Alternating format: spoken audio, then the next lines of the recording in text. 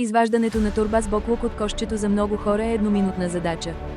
За мен – почти невъзможно предизвикателство. Не, това не е шега. Това е моята ежедневна реалност. И тази на хиляди хора като мен в Израел. Аз съм част от една група хора с увреждания, които се борят всеки ден с физически и психически състояния, превръщащи прости действия като ставане от леглото, организиране на дома или дори най-основните нужди в непосилна борба. Една от тези задачи, която ме пречупва всеки път, е изхвърлянето на боклука от апартамента ми. Колко пъти съм се опитвал да се свържа с различни агенции, държавни служби, организации, неправителствени организации. Десетки. Всеки път ме препращат от едно място на друго, като пинг-понг топче, без реално решение или помощ. Междувременно животът си тече, а трудността си остава, увиснала над мен като тъмен облак. Живея единствено с инвалидна пенсия, която едва покрива основните ми нужди.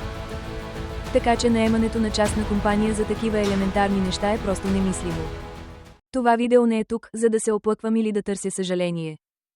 Аз съм тук, за да хвърля светлина върху една реалност, която остава невидима за повечето. Реалност, в която хора с увреждания ежедневно се справят сами с трудности, които за другите са незабележими. Ежедневието ни е пълно с тези малки неща, които се натрупват и стават огромни пречки. Може би решението не се крие в безкрайните бюрократични лабиринти. Може би то е в общността. Може би в малък доброволчески проект, започнат от хора, които разбират. Може би в повече осведоменост, която да накара съседите да си подадат ръка.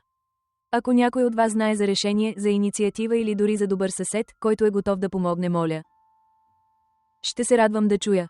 Понякога голямата промяна започва с най-малката помощ. Ако имате идеи или можете да предложите някаква помощ, моля споделете в коментарите отдолу.